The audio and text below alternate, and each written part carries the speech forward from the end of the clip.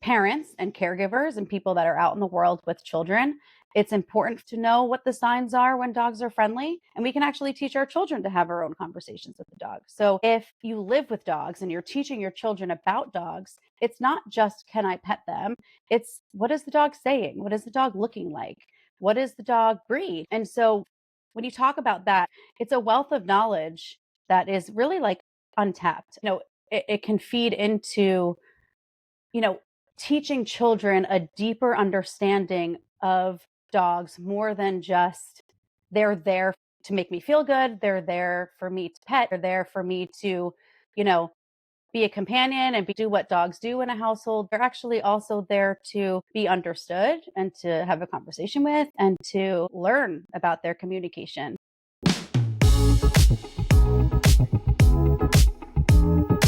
Welcome to Mythbarkers, where we make pet parenting easier by sniffing out the facts and debunking dog tales. You may recognize today's guest from one of our very first Mythbarkers episodes, Is a Wagging Tail a Sign of a Happy Dog?, where we learned about dog body language and behaviors in hopes to better understand our dogs and fulfill their individual needs. There's so much more about dog communication, dog behaviors, and dog training we're looking forward to tackling in the future. But today, we're going to be talking all about dogs and kids. There's so much to be said about the relationship between dogs and kids. If you grew up with dogs as a child, I'm sure you have plenty of really special moments from your life that kind of revolved around them.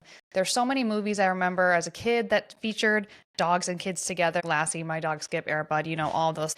The bond is so special between dogs and kids, but at the same time, there's also a lot of room for error and tension and just a lot of unknown. I feel like there's also benefits as relates to confidence building and self-esteem, as well as kind of like peer-to-peer, like social relationships and the benefits that dogs have there from kids who grow up with dogs. Absolutely.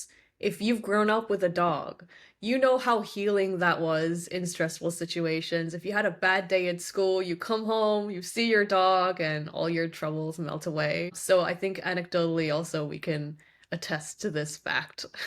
Oh, they're like built in like your best friend for sure. Yeah, they're so wonderful, but I think also we're talking about there's also a lot of room for potentially things to go wrong. So we wanted to bring this up as an episode today because with the right information and preparation, we think we can help ensure both our dogs and our kids are all kept safe, comfortable, and happy. Today's special guest is a successful dog trainer and behaviorist who has firsthand experience both professionally and personally balancing the complexities of dog and child relationships. And we're so excited to welcome back Jamie Ianello to Mythbarkers. Hi, Jamie. Hi. Thank you. It's great Love to be having back. you back. Yes. we had so many questions we had to get you back.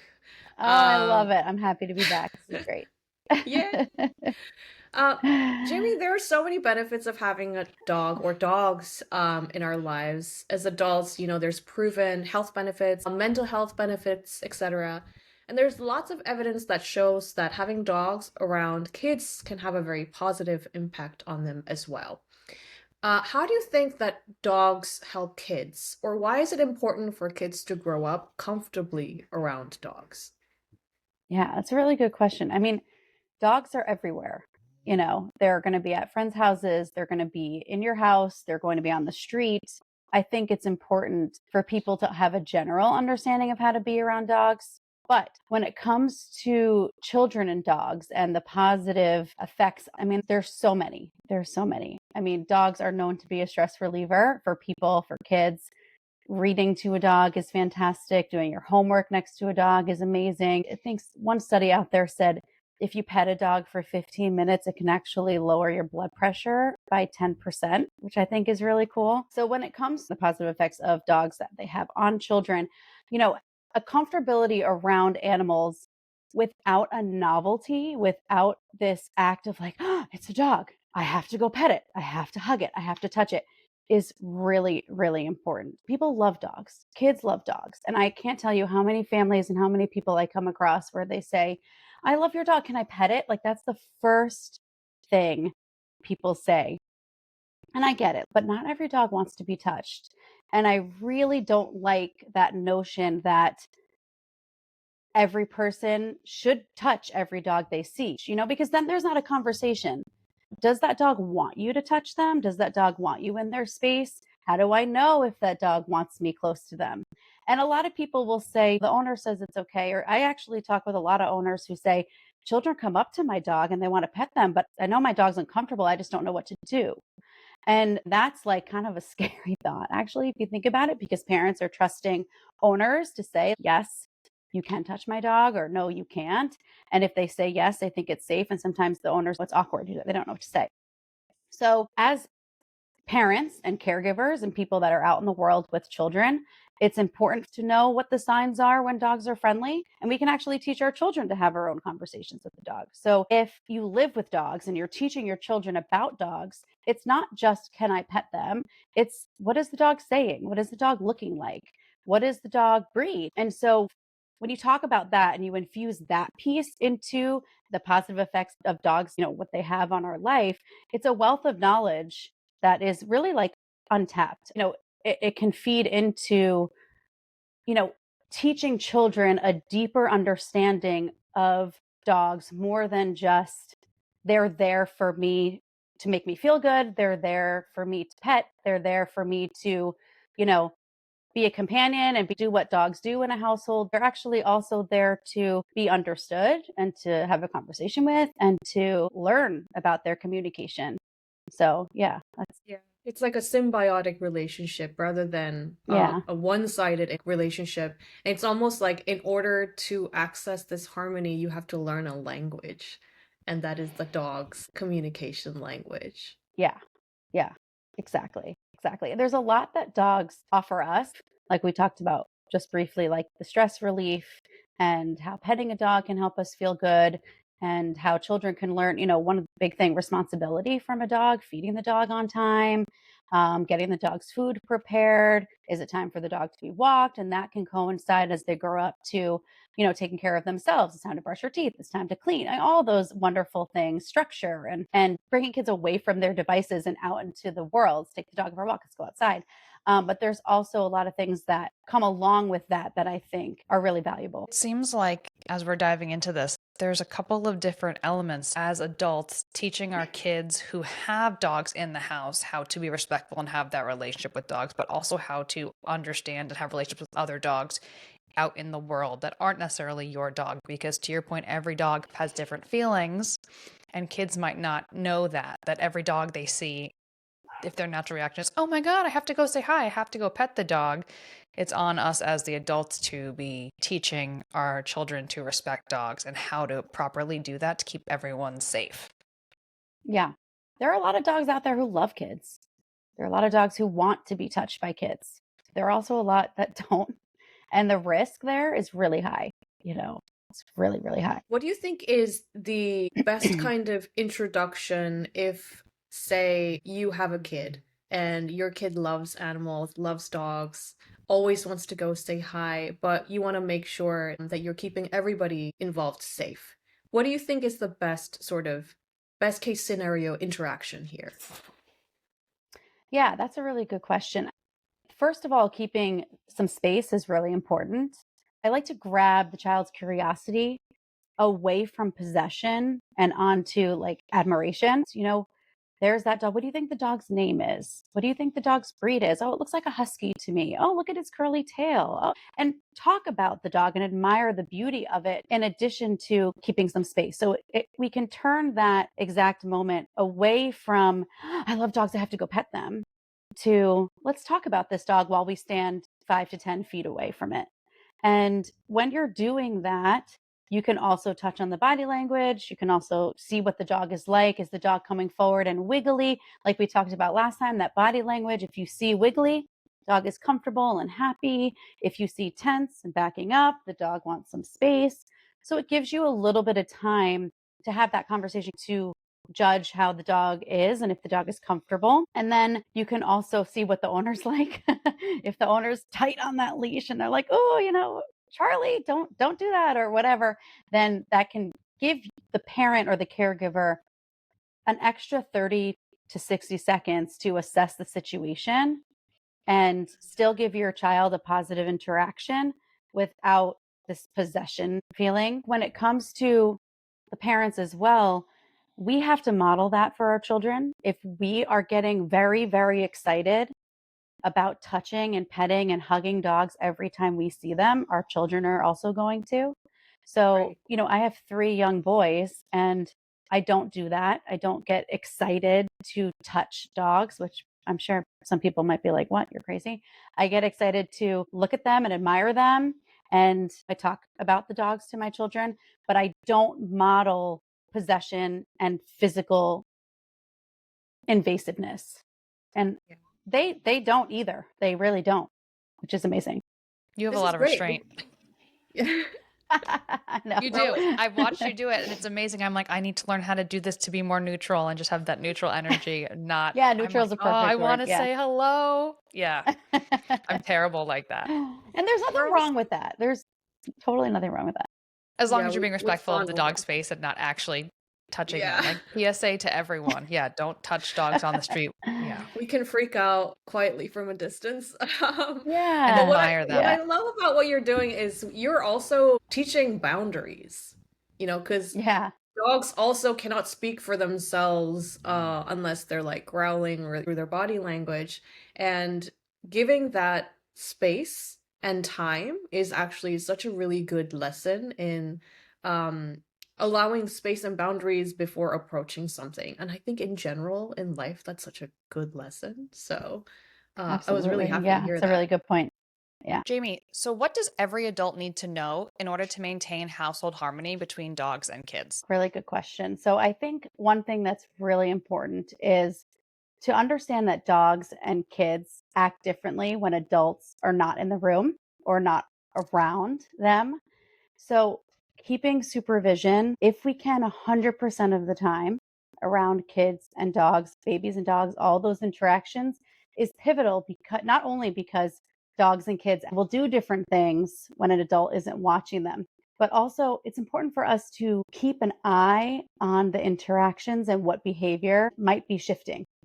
You don't know if your dog is comfortable or uncomfortable with something your child does or your baby does if you're not watching them. So that part is really, really important. Another thing is, I can't tell you how many calls I've gotten about a dog bite incident. And we actually don't know what happened because no adult was in the room or no adult was around. Mm. And so accidents do happen. And if we don't have an adult there to retell the story, it's hard for us to discern, is this a workable situation? Is this something we can mitigate going forward? Or is this a situation where it's better if the dog is rehomed or something like that? And I'm sure less accidents happen when the parent is there. So staying vigilant and supervising kids or babies when they're with dogs, not leaving them alone, especially in the beginning. Absolutely. And, baby gates, those are important. Doorways, it's okay to keep your dog a little bit separate, from the baby if you need to. If you have to take a shower, don't leave your baby and dog in the room alone. It's not a good idea. Before I was as deep into the rescue dog space, before I was all in on dogs, I didn't fully understand that some dogs may not like kids or that dogs can be afraid of kids. Can you explain this as just a general kind of concept why kids or babies, toddlers are sometimes terrifying to dogs? I don't think a lot of people realize this. And in the rescue space, we see Yeah. people bring their dogs home and they sometimes will have an innate reaction to the kid in the home if they haven't experienced it before. And I think that's something that we should talk about. Yeah, absolutely. I mean, children are wonderful and amazing, and we love them, but they're noisy and they're loud and they make sudden, unpredictable movements. And for dogs who are sensitive to that, children are like the scariest thing ever. There are a lot of dogs out there who don't appreciate unpredictability in a lot of different ways, but one of those ways could be human mannerisms and human movements and noises and things that come along with humans. Some dogs also have a hard time with different types of humans too. So if you have a dog who is sensitive to that, and when they are around children, they already have a level of distrust, a level of uncomfortability around them. And then the way children act, where they're sort of like running by and grabbing and touching, and a toy might be in their hand that's making noise, and then they throw it, and then they run, and then that can all happen in like 30 seconds. And every noise and every movement, a dog might just be like jilting and like really, really confused. So for dogs who are sensitive to that, children are their worst nightmare. And there are some dogs who like that. There are a lot of dogs out there who are like they love the chaos that children bring, and you'll notice that in their body language. There are some middle of the road dogs, and these middle of the road dogs who really like children but become slightly uncomfortable around certain things. Those are the ones that I feel like struggle the most, and those are honestly the ones that have quite a higher risk of a bite towards the children later on, because they are okay with a lot of things, and most likely their body language when they're uncomfortable is subtle, and usually the parents or the owners, the caregivers, are used to that dog being very tolerant and very, easygoing, but they don't notice that sort of like slow drip of tolerance being lowered over time as children just be children around dogs. And then over the course of a couple of months, you have some layering that can go on that can really cause that type of middle of the road sensitive but kind of comfortable dog to have some negative experiences with kids, and then they go the other way. I consult on dogs with children and dog bites, I don't know, 1 or 2 a week at least at this point. Like, it's a lot. It's a lot. Yeah, and the signs are there, but we just unfortunately we miss them, you What know. are the signs? What should people be looking out for if they're parents with young kids in the house? Some dogs are super subtle. So we will teach looking out for the signs, what the dogs are their behavior cues, and then we'll also teach what are inappropriate interactions. Hmm. And so when we're talking about the signs, dogs will look visibly uncomfortable. Their mouth will be closed, their eyes will either be squinty or they'll be sort of big and worried. Their ears might go back, or their facial features rather are going to be a little bit tense. And usually what how they act in context is really important. So in context with a child doing something to them, they might have a quick movement, or they might get up and run out of the room, or they might shift their body away from the child. Those are really important things to look for, because dogs, they will give those subtle cues that mean I want space. And those subtle cues are very polite. They're saying, please, no, I like this child. I love them. I don't know why they're bothering me right now. Maybe I have a sore leg, or maybe I really just don't want to be bothered right now.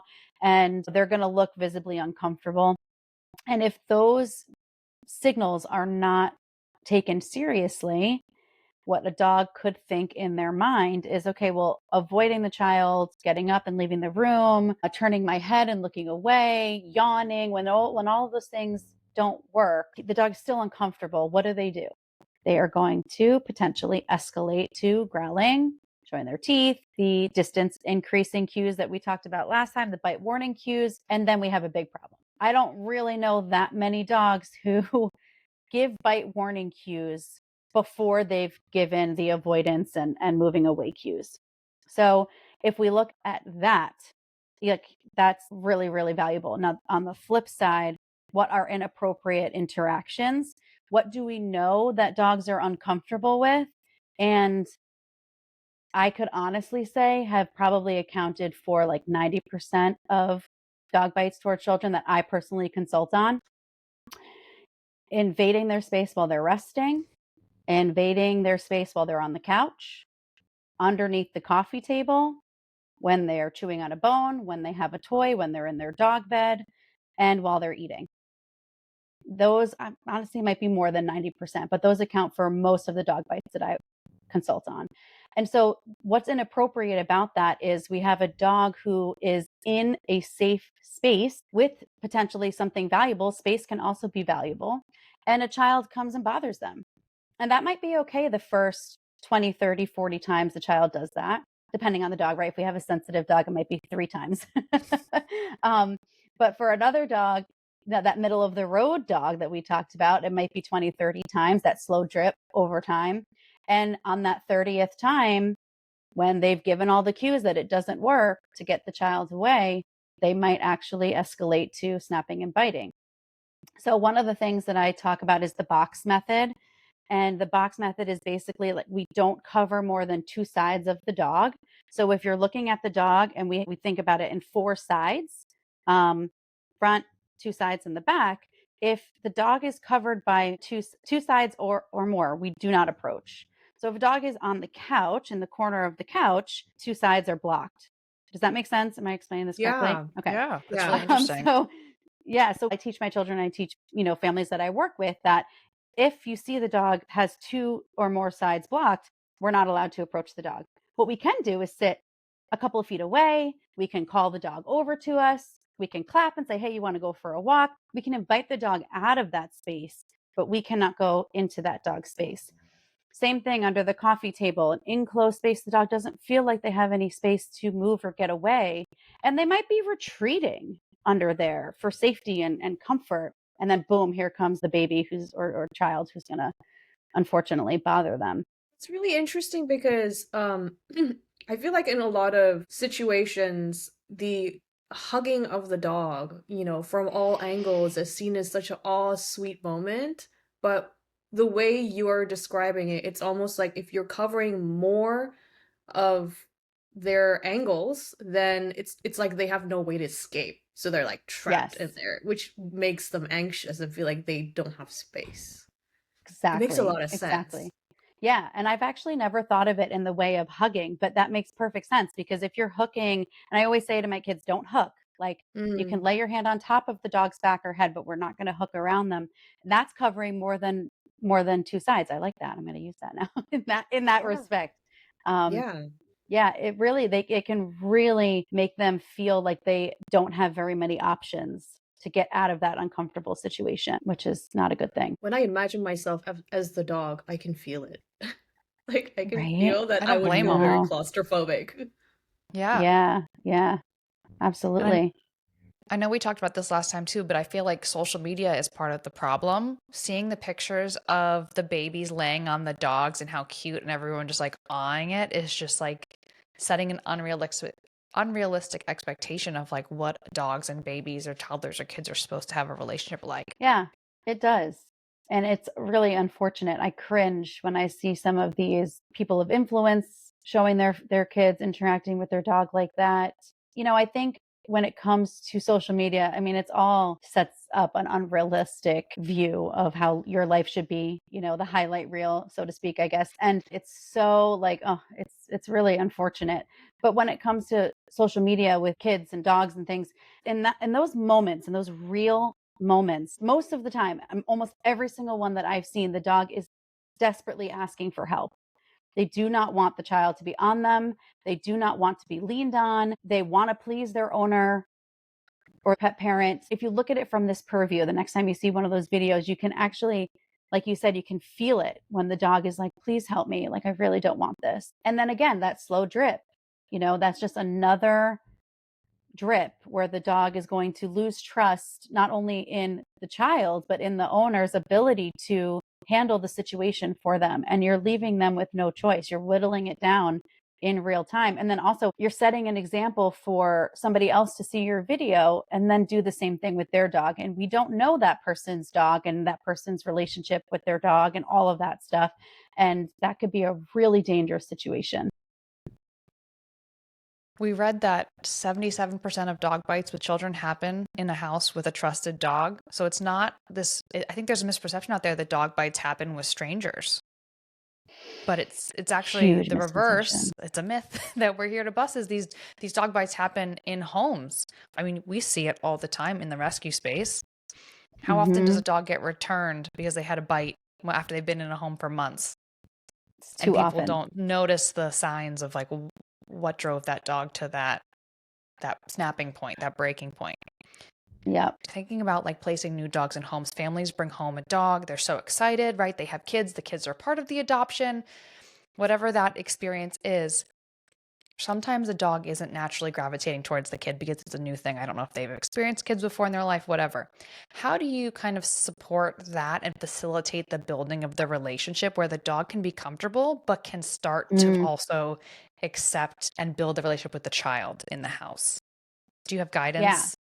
Oh yeah, absolutely. I mean, so there's a lot of really positive sharing space building activities that children and parents can facilitate with the dog. Probably the most important, but also a lot of people don't do it. So taking the dog for a walk is a great one. And what I love to do is attach two leashes to the dog. You do not want your child holding the dog's leash, the Absolutely sole not. leash that's attached to your dog.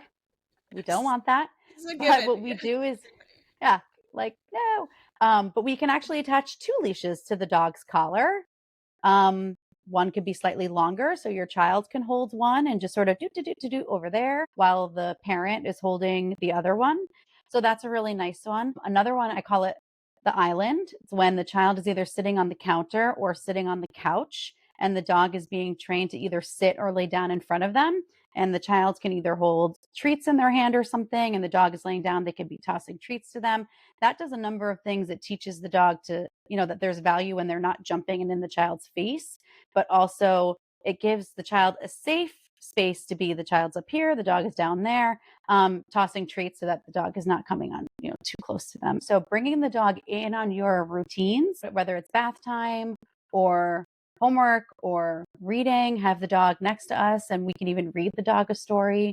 What story do you think this dog would like to, my Sage, what story do you think Sage would like to read tonight? And we could talk about that. Also, I have on my website a bunch of different bonding activities. There's one I love. It's called the Round Robin Recall. And that's where you go outside and all the family members kind of fan out like 30, 40 feet apart, depending on how much space you have. And everybody has a treat, and one person at a time calls the dog, and the dog comes running to you, and you give them a treat. All of those activities are really great. And honestly, when we think about the difference between sharing space and invasive touch, we can share space all day with our dog without being invasive and have an amazing connection and really have a nice bonding experience. It's the invasive touch that puts it into a negative space for the dogs over time, if that makes sense. That makes perfect sense. Do you think initially when a dog first comes home and meets, the pet parents and the kids, it's a good idea to limit touch for a duration of time so that the dogs can decompress properly? Is that something you would recommend? I think it depends on the dog. I think it depends on the dog's comfort level with the children. Neutral is a really good place to be with dogs. We don't want to be too afraid. We don't want to be too hesitant. Being neutral and avoiding being too much and overwhelming the dog is a great place to be. Just act like they've always been there. It seems like it's really important to let the dog make their own decisions. Let them Hmm. choose to come to you or choose to interact with you or have the ability to stay or take space elsewhere. But it's not you going up to them, it's them coming to you and feeling comfortable with that. So you're not Yeah. pushing them further than they are. Then you're not even putting them in a situation where they're uncomfortable because they have the ability to Yeah. make a decision themselves. Exactly. And that's Interesting. what children do that really adults don't do very much. Every once in a while, we'll go up to our dog and hug them and kiss them while they're laying down or whatever, but we're not hanging on them. And children hang on them and they do all those things, and that diminishes trust points. Are they building trust points or diminishing trust points?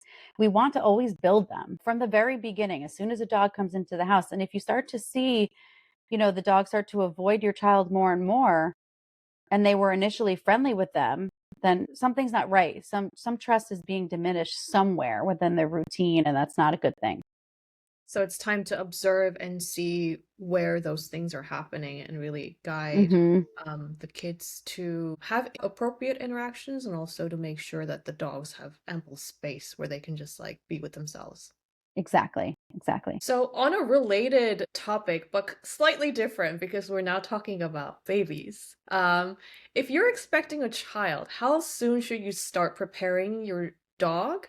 And how do you do this before actually bringing a new baby into the home? It depends on how well you're feeling. Like, if you're carrying the baby and you're expecting, the first trimester can be really uncomfortable.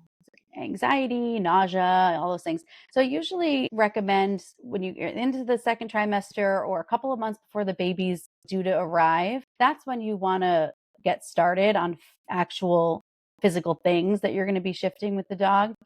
Right when you get pregnant, though, and you're in the right headspace to do so, start recognizing some areas and discussing it with your partner that need to be adjusted. So if you, let's say you have a super, super jumpy dog, that needs to be recognized and addressed. If you have a dog who's doesn't really like to have visitors over the house and you plan to have visitors come and hang out with the baby, we have to come up with a plan for that. If your dog sleeps in your bed with you and you plan to be laying there with your baby, that maybe we need to give the dog a command to get off the bed or off the couch so that they're not too invasive and bothering you or too much at 3 o'clock in the morning when you're nursing and doing your thing. So I find right when you're in the headspace to do so, you start making some notes and making some changes. Another thing I love is baby gates. I know a lot of people are resistant to it. I love them. I love them. Right? Highly recommend. Start to think about, are you going to have some dog-free zones that are only for the baby?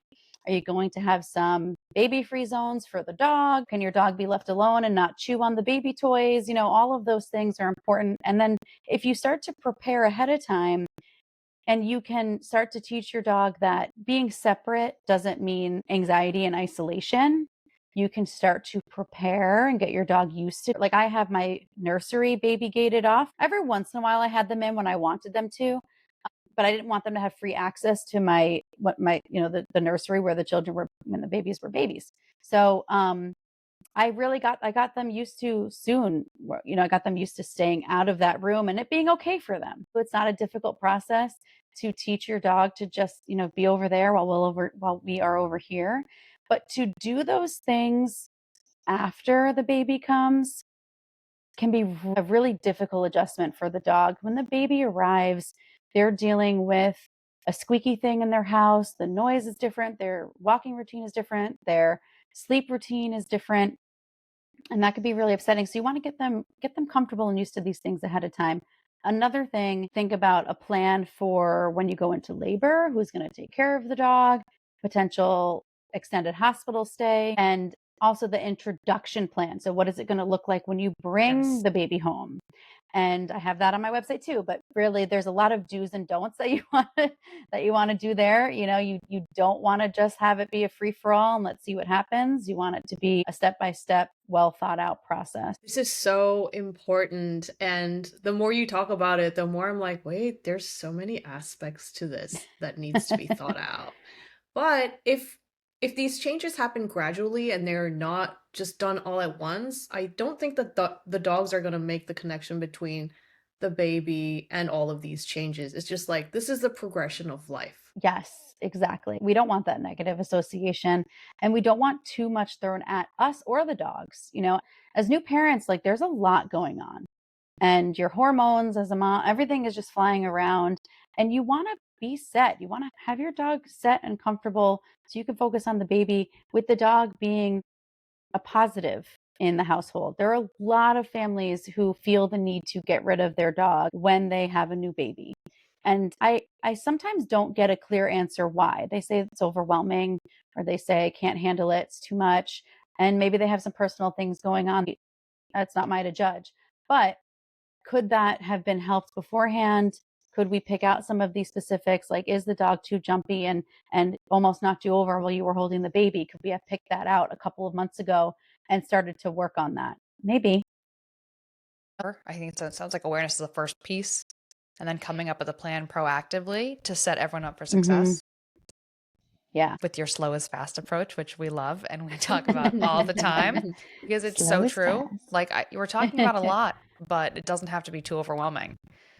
Um, No, it doesn't. You've mentioned your website a lot. Can you take a minute to talk about your household harmony guide and like why you created that? So I have this guide on my website. I called it Household Harmony because that's really what it is. I mean, we want everyone in the house, including your animals, to live in harmony with the changes that come along with having babies, toddlers, children. There's a lot that goes into each of those stages, and they're vastly different.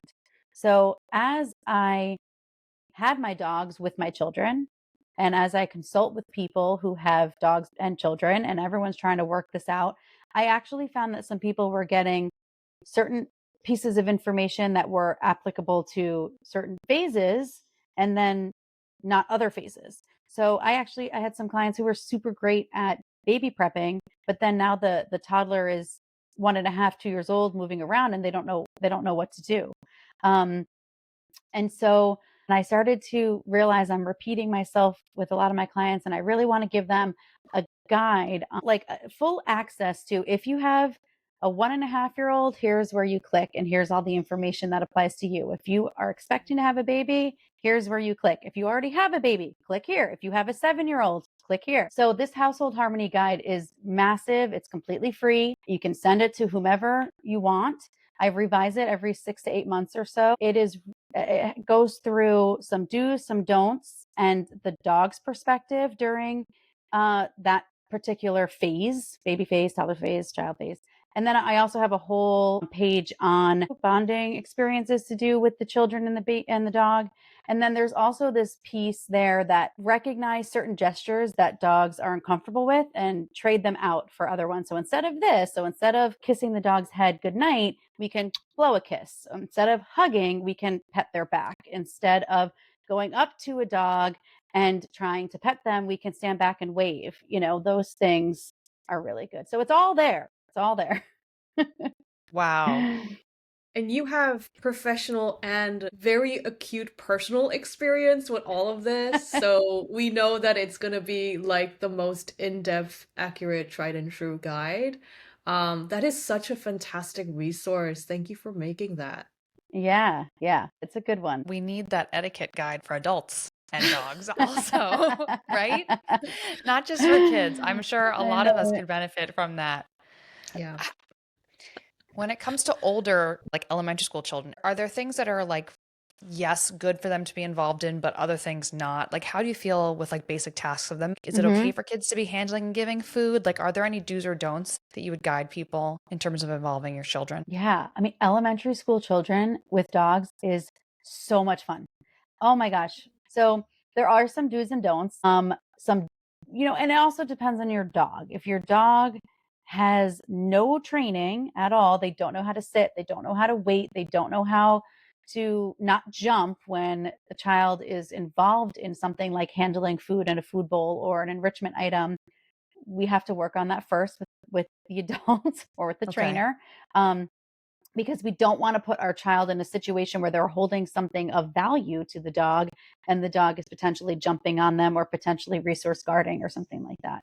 But let's pretend that doesn't exist and it's just a happy dog with some good impulse control, some great things. Yeah, feeding the dog is a fantastic one. When you're filling up the food bowl, making sure that the food bowl is up on the counter and where they're scooping the food is not somewhere where the dog is all involved. I like to sort of have the dog sitting and waiting while the food is being scooped, scooping it into the bowl, having the child ask the dog to sit or lay down, tell them to wait, put the food bowl down.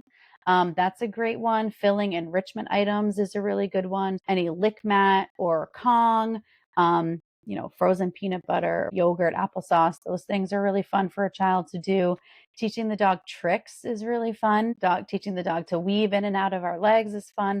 Search games is really great and so easy. I'll just explain it really quick. Basically, you have one child holding the leash of the dog on one end of the house or the room. You have the other child holding treats, standing in front of the dog. The one who's holding the dog stays stationary, and the child who's holding the treats kind of teases the dog a little bit, lets the dog smell the treat, and then walks away, lets him smell the treat, and then walks away. And then the child who's holding the treat walks somewhere around the room, puts the treat down somewhere, comes back to the dog, and then both of them say, search. And they let the dog go and follow the dog while the dog searches around for the treat. The dog finds it, and everyone celebrates. It's really easy, so much fun. Yeah. That's really cute. Yeah. Some don't interactions. I mean, I think it's all the same thing. Don't sit on the dog. Don't bother the dog. Don't grab things from them. And that onus is also on the parent to understand that dog. Does the dog fetch, but does he drop the ball in front? If the child picks up the ball and the dog's going to grab it from his hand, we have to work on that with first before we allow that. But fetch is great. Flirt pole is awesome. Oh my god, I love the flirt pole. That is so fantastic for kids to do with the dog. But also there's a lot of programs out there depending on where you live and depending on what kind of dog training facility you have. You can get children into doing agility with dogs. Again, the search, scent games, and things like that. That can be really fun. There's no shortage of fun things that kids can do with dogs. And I really love that because I grew up with dogs in the house, and some of my fondest memories are just playing with my dogs. Hmm. So it's nice to have a really healthy guideline to make this possible in a harmonious home. Yeah. Yeah, absolutely. What do you think are the biggest sticking points or challenge areas? You know, you do this a lot. Are you seeing a lot of things that you wish more people knew up front? Yeah. I would say one of the biggest things, it's okay to separate your dog from the children in the house. It's okay to put your dog in another room or in the crate with music on, with an enrichment toy, licking something, chewing on a bully stick while the kids are being kids. I think if more parents could understand that, again, separation doesn't mean isolation, and it's really important to advocate for the dog. And it's okay that if a situation is occurring in your house that your dog might not be able to handle, like rowdy kids throwing things all over the place, or maybe a child comes over who's afraid of dogs, or maybe a child comes over who has repeatedly not listened to directions when it comes to not bothering your dog, take your dog out of that situation. It's okay. It's not a failure. It's really okay. That is probably one of my biggest points with people, with parents. It's a pretty easy one to follow. So hopefully that'll set them up for success, and then Yeah. then your guide will help with the rest and your Yeah, yeah. professional help. Yep. And then Really advocating for your dog. we need to do more of that across the board, regardless of I houses know. with or without kids, because they can't I speak, but know. they're trying to tell us what they are telling us what they want and need. We just have to be Yeah. aware. And it's So this okay. It's okay if your dog doesn't like certain things. It's not a failure. It doesn't mean the dog is bad. It doesn't mean, you know, the house needs to fall down. It's just, like we all have our feelings. We all have our preferences. Some dogs are okay with certain things and are not okay with other things. And that's fine. You don't have to force it. that's really important. Information, and people like really need to know. Oh, you know Yeah. what? I have a question for you. Again, not to keep bringing it back to rescue, but people who do not have kids yet, but they're thinking about kids in the Hmm. future.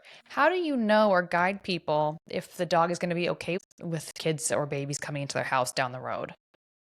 There are some pillar things, pillar behaviors that I do not want around children kind of ever, unless there's an exceptionally gifted and attentive parent or owner involved. You know, it's really hard to make those calls when it may limit a dog's chances of getting into a home, so you don't want a potentially risky situation in the future if a family decides to have kids or something later on. But you also don't want to have a dog miss out on a home that might be great for them. So I struggle with that pretty much every day when it comes to observing a dog's behavior potentially in a shelter or an environment that's not ideal for them, and then having to judge those behavior pathways on how they are going to act if A, B, and C situation occurs. But I will say any kind of space or item resource guarding, I do not love around children of any age. If a dog is going to be potentially nippy or bitey, if they are, bothered when they have something of value or they're in a resting space, that is going to occur whether we like it or not at some point when you have children. That is really hard for dogs, and that can be a really bad situation. Also, if a dog is uncomfortable or sensitive to certain types of handling, if a dog doesn't like his ears being touched, or if you pet him for too long he starts to get uncomfortable, um, again, children are going to do that. You need to have a dog that can allow for some of these situations to be uncomfortable but not go right to being snappy about it. Also, when we talk about newborn babies, dogs with a high prey drive or a level of severe other animal aggression, dog aggression, cat aggression, that can sometimes transfer to a newborn. Doesn't happen all the time. There are plenty of dogs out there who are dog aggressive, who are great with children. There are also some situations that I've seen where there's a dog who has a high prey drive that turns it right to the newborn. And it is not a good situation. And you will know that pretty much right away. The dog will be staring, the dog will be fixating on the baby, will not be able to take their eyes off of it.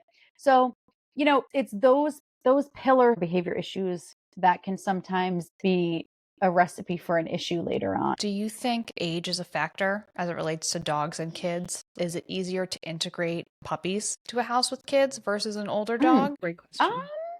that is a really good question. I think it really depends on the dog. You can have a puppy grow up with children, um, that when they hit maturity or over 2 years old, if they're mishandled, they could eventually have a tolerance level that diminishes over time. So just because Mhm. the dog grows up with the kids from puppyhood doesn't mean they will trust them 100% all the time, no matter what the kids do to them or the babies do to them. At the same time, if you're bringing in an adult dog, there's a level of unknown there. We don't actually know certain things. We don't know what the dog is going to do if they're stepped on while they're sleeping. I don't know if one is easier or harder than the other in terms of puppy or bringing in an adult dog. I think it's just really important to advocate for the animal in front of you and make smart decisions with your dog and with your kids, you know, Regardless. Blanket statement. regardless. It should be that, yeah, that makes sense. Yeah. Yeah. It seems like it shouldn't be an afterthought. It feels like it should be setting everyone up for success. We need to be intentional about how we build the relationship, build the trust, give everyone space. Yeah. It should not be an afterthought. And that is a very important point. And a lot of times I feel like it is, it is this sort of like, I'm having kids and I have my dog and cool. And like, but like you said, it needs to be intentional. It needs to be well thought through. It is a huge responsibility to have children, and it's a huge responsibility to have a dog, and it's an even bigger one to have them both. And it's a luxury. It's a privilege to be able to have children and dogs together in the same house. And it's amazing. But it's hard. Oh my gosh. I spend a lot of my time managing this whole thing. And because I want to make sure everyone's happy and living in harmony. And if I don't do that, the risk is a potential bite and who knows what that could mean for my household. And I don't want that. I do not want that. Big responsibility. I'm sure it's not always easy, but like every day is different. You're doing your best. You're being very proactive, keeping your kids and your dog safe. And then those magical moments when there is harmony, I'm sure it's just so special. I mean, I see pictures Oh. of your boys with the dogs, and it's just like this is the dream. This is adorable. Like, but it's also Yeah. not the norm for every single person. And so we need to kind of accept the good and the bad and advocate for our dogs, like you say, to keep everyone safe. Exactly, exactly. And in my household, just really quick, I mean, I have my twin 2.5-year-olds, I have my 5.5-year-old, all boys. I have my 4 dogs now because I adopted our foster. I know. So I know. cool. Yay! What happened? I know, it's crazy. And It's all of them great. are so different. My hunting dog, Callie, she does not like to be bothered while she's on the couch. If you go up to her while she's on the couch, she'll give a little growl. I've worked with her on it, but we don't care. We let her do her thing. So I'm not going to have Callie on the couch while my twins are running around. I don't allow for that situation to happen because she's not going to like it, and I don't want to force her to escalate. Sage is 100% okay with everything that I've seen her, every interaction that I've seen her in. No problems with that, but she doesn't like visitors that come to my house. So that's an added thing. So if I have a babysitter or I have somebody that comes over, I just put her away, which is pretty typical. And then Molly, my other one, really weird about being pet in certain places at certain times. So we're all aware of that. We just pet Molly on her back and only for a couple seconds, and then she runs away. But so it's and the puppy Bruno, he just flops around, does his thing. There's a level that I like to teach my dogs is this and my children, this level of mutual respect. We don't bother them, they don't bother us. I'm gonna really, this kind of goes into like what I would love for parents to know as well is be there to make sure that your children aren't bothering your dogs, but your dog should not be bothering your children. And that's something that can really resonate with kids. We don't like when the dog jumps and steals our cracker. So we're not going to actually do that to the dog either. And as the parent, you have your child's back and say, look, I got you. I'm not going to have my dog jump and grab something from you. And then vice versa, you're not going to do that to the dog. But in my house, I have all different personalities that are all doing something different. And if you recognize it and you have a plan, then you're not playing catch up. It's really easy to just maneuver, just, okay, we're going to have the kids running around going crazy with baseball bats in the living room. The dogs come in the bedroom. I don't want to subject them to that. Done. It's okay. I'm so glad you just shared that, because I think Amazing. people would think, and maybe to judge you, you're a seasoned dog trainer behaviorist. It must be harmonious with your kids and your dogs. And you're saying, no, actually, I fully understand my dogs, their quirks, what they like and don't like. And we're going to make sure that those needs are met. And your kids have learned to respect that. And then you do have your own version of harmony. That's so Yep, special. it is. Yeah, it And really everyone is. involved is getting really well socialized, because it's also about the Hmm. acceptance that everyone has their own quirks, whether you're a dog or a human being, and respecting their boundaries and learning how to learn about the other members of the family and make sure they're comfortable. This is like such a beautiful growing up lesson for all parties involved to learn. Yeah. So I loved hearing this, and I hope that many of our listeners can tune in and really create this harmony within their own dynamic. Yeah, we will definitely be sharing this guide, because what you've created is such an amazing resource, and we need as many families to have it as possible to help all of our Yeah. dogs and keep Yep. everyone safe and happy and comfortable. Well, as always, we've learned so much from Jamie, and wish we had more time, because there's no shortage of things we want to talk about. Thank you so much, Jamie, for joining us for this special episode. We learned so much about how to build a relationship and keep everyone safe, dogs and kids. So this was wonderful. Yay. Thank you guys. This is great. Thank you. And everyone who's been listening or watching, you can follow Jamie and Lead the Leash on Instagram and Facebook. Thanks for tuning in today, and stay tuned for the next episode of Myth Barkers.